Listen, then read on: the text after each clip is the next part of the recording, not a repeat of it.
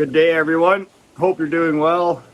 Today's video, I was thinking of going through some plumbing stuff, how I plumbed in and ran water to multiple tanks with on my stands here. And yeah, just things I have to watch out for the way I have it plumbed or whatever. And it's just the easy way to do it is how I did it. Just thought I'd share it with you guys. So on this stand here, what I've done is I took just your PEX line from your house, and then I'd drilled a hole big enough to put an air line in it. And then in each tank I have the drilled and just an air line. There is no tap. The only downfall about doing it like this, I can't really shut off individual tanks because I don't have a tapped individual tanks. So that's something I'm going to change in the time, but this is just how I did it to what I had to keep it price efficient. I do have a shut off on these 6 tanks. So these 6 tanks here, they're 30 gallons or so, I'd say. And I can segregate them individually. Then all the rest of these are on their own stands, right? So what I've done is I run a PEX line here, right? And then you got to make sure, I'll go to the other side here, but you got to make sure it's a continuous loop. You can't just run it to a dead end. See how I got it here? And it's a continuous loop. So all that water goes from the top and all the way around the stand. And then I just got a little hole in each one. And what I got to do is watch for these little lines. They will get clogged up over time. So I got to go through, and I always got to check and make sure that they're running, right? Because they'll get clogged up with snail shells and different fiber material from your filter floss and stuff like that and whatnot. But yeah, it's a continuous loop, so it goes from here. I do got 2 pumps because I put the 1 pump on here, and I wasn't sure if it'd be powerful enough, and it was enough to get the water to the tanks, but not all the way. Equal amount, like I want an equal spray going to each tank, so I had to put in another pump as like a booster. But what I've done here is I take a 1-inch line off my pump, and I make like I don't know what we'll call it, a manifold or some sort. So I pump it up to what's called the head height of your pump, and then so the head height of your pump is basically how high off the ground from the pump is where you can pump the water. So you pump it up to there to have the same size line, and I cause a loop here, and then I drop down the other side. So what happens is I push it up, and I get that pump right up to where the head height will be, and then I get it like this, and then with the same size, what happens is it gets the gravity helps the pump, and I pick up that, I get to boost. It's almost like a booster in here, because now the gravity helps me, and the pump doesn't have to struggle to get the water to here, because the water itself is helping it pull it down with the gravity, right? And then it goes down and then around, and it shoots back up and into the pipe and down the one side and back at the top on the one side. This guy here is just a booster here that I put in here just to help me get a little more pressure on the top of back corner of these guys, because they didn't quite have enough all the way down that side. But yeah, I just use PEX lines, and then I go and drill little airline holes. And that's basically how I'm able to circulate the water from my sumps, which that one sump here, that's the 6 tanks. Those 6 tanks over there come down and into that sump. The sump goes down and into there and comes down and across and back into this sump here on that line there. And then that line there comes in off of that sump. So all those 6 tanks, or what, I got them all plumbed to this one here on this whole stand, all 24 tanks, I guess it is, right? 6, we got what, 6, 12, yeah, 24, and I think they're like 25 gallons, and so 24 tanks, and then they go all the way through this one here that I got, like, I gotta go through here. And it comes in here and it goes through all this different media, through the filter floss, back into there, back down this side here, this is where I put my heaters. I move my heaters around, and I have them in different areas to try to keep the bottom warm because it is on the ground, right? And I do have styrofoam on the ground underneath, and then it goes into here and then all the way down into there, and then it pumps back into the tanks. But you got to make sure it's a continuous loop. Try to have as little 90-degree corners, like these kind of corners, as possible, because these ones really impede your flow too, right? But what you got to watch for is like these little taps here. See, that one's not pumping very good. It's not, so I got to come out here every morning and I go through each tank and I go, and what happens is, see, filter floss and snail shells and stuff like that gets caught up in there. So I got to go and blow them out and clean them up and put them back in, so that way they're flowing really good like that. I am going to order in some matting filters, the foam mats, because I want to have a matting filter here where I'll have my pump, so that way I'll have a really good circulation of filtration for these tanks, because I want to keep the water quality as high as possible in these tanks. But yeah, like this, you just got to go through, and each one, where do I got a screw. Hold on, we need a screw so we can get in here. Where's the screw? There's the screw. Okay, so now all I do is I got a screw. And then we go through here. And like this tank here, I noticed it's a little cloudy this morning. So what's happened is, see, that's completely got clogged up. So I got to go through right there. It's completely clogged up, and it's like algae and hair and stuff. So I got to take a screw and get that going again. Right? But up here, it doesn't quite get the same force, but I do get water up here. Just enough. But yeah, you got to make sure all that filter floss and stuff. I'm trying to see in the hole from the camera. It says that's quite the thing to do.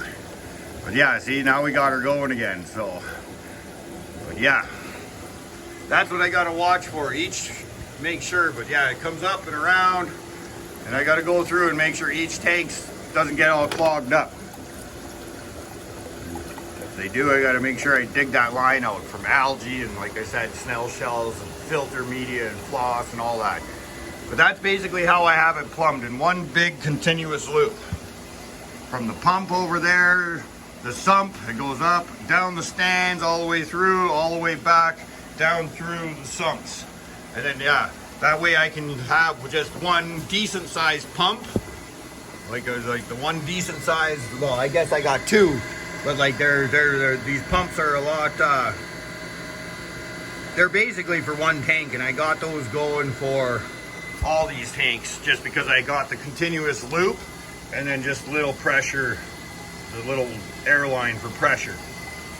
But I just thought I'd share that with you guys on how I actually plumbed this, just in case you want to run multiple tanks, and you know, like, you got to make sure it's a loop system. Just like an airline, if like this is the air tube here, and just like that, it has to be a continuous, like that's the airline. And it's the same thing as if you're going to do a big airline, you got to make that goes all the way down and across and then all the way through and all the way around and back to it. So there's no dead ends. It all goes and connects back into itself, right? And you want to do the same thing in your water lines when you're going to set up multiple tanks at the same time, right? Is make sure that you have a continuous loop with no dead ends. And that way, yeah, that's how you run your airline, and that's how you run your water line. Same thing. And then I was fortunate enough to have a pump just powerful enough to run all these tanks. And then I put that other one because I wanted a little more flow at these top tanks. These top two tanks are the ones that are, they're the hardest ones. And I think next time what I'll do is I'll actually have an access line, a pump in that side, and then I'd bring in another power pump at your far end just to boost that whole section. And then you'd be able to run quite a few tanks off of just a couple pumps. But yeah, I just wanted to maybe share that with you guys because I had one clogged up, and I could show you what I got to watch for and in these lines here, cleaning it all up. algae and all that. So, but just if you want to run multiple tanks, make sure you're running a continuous loop. Same with your airlines, continuous loop. And then what I've done for like a manifold to boost this strength is the water comes up. Like I said, the water comes from the pump, comes all the way up that one line, and I basically almost to the head height of the pump, and then I shoot it across and I drop it down in the same length. See, the same length of the pipe, if not longer, all the way down. So that way all this water, by the time the pump gets that water up and over the top of there, it's just barely able to get it. But now you get some water coming down the pipe, and the weight of the water helps pull that down. So now you get the pump height, it's like a massive boost for the water in here. So then I get room, and it's like a brand new pump again. It comes across and up, and then I split it off down the stand, boom, down, and then it comes up and down the stand, and then it goes up and down the stand, and then it comes back over the top and back in here. So you got the top of those tanks, the top of those tanks shoots across, and then you got these two here. And then this little booster, I put another one on just because I wanted a little bit more flow going through the tanks. So I got that one plumbed in right at the top, and what I think I should have did with this one is if I plumbed this one, ran it in at the far end, I think I would have got a lot better. But this is working for now. This has been working like this for the last, I'd say 2 years. Or 2 years I've had this set up like this now. Because before I originally set it up and it was all, the stands were going across the garage this way, and I didn't like that. I like this setup a lot better. It's got a little more flow through it. You can walk actually around and through everything, right? And going around and through and around and through, right? So, well, I'm showing you the plumbing on that stand. I might as well show you the plumbing on this stand because there's some interesting things I can show you on this. This one here is the one that's hooked up. It's in this tank, and then these 6 tanks, I'm going to be moving a bunch of my live bearers over here. I'm going to set up breeding tanks in each one of these for my live bearers. But the plumbing, same thing as this one over there, is that I got the one pump down here, and it goes up, and it comes across, and we'll get into the back if we can and take a look. But yeah, the pump comes out and shoots up there. And then I got the same sort of thing as it goes up into like a manifold thing.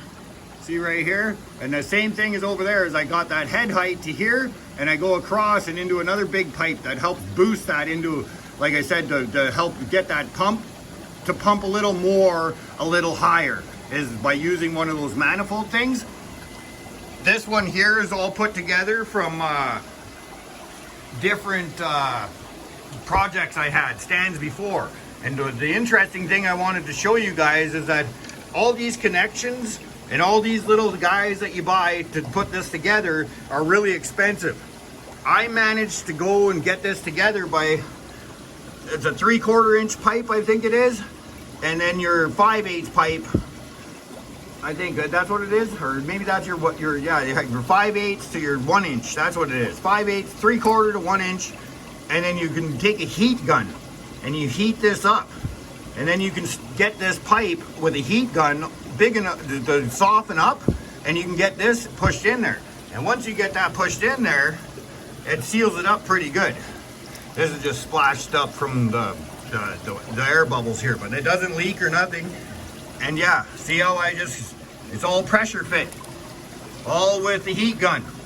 The smaller pipe, heat it up here with the heat gun, and then I shoved this smaller pipe into here with just a little bit of glue on it. And then that seals that right up.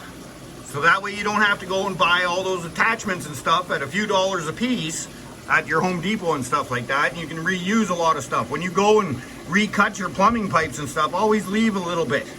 Leave a little bit left. So that way you can always reuse that somehow. You know, but yeah, see here? I got this was already attached and glued together, so I left a chunk here, and what I was able to do is heat this up and get that pipe stuck inside there. And then I done the same thing with my braided line here to attach pipes. I didn't have enough pipe, I needed it longer.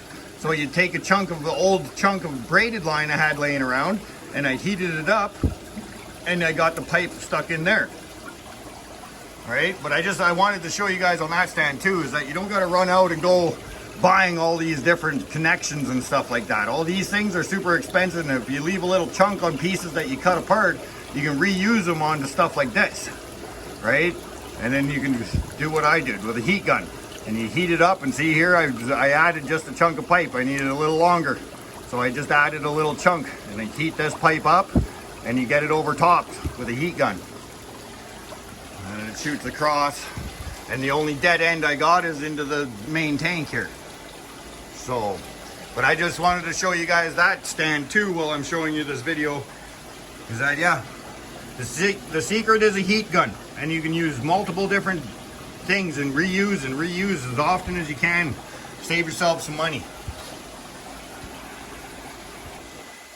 But yeah, just a short little video today about how I plumb in multiple tanks with one pump. Hope you guys all have a great day, and thanks for watching. Talk to you later now. Bye.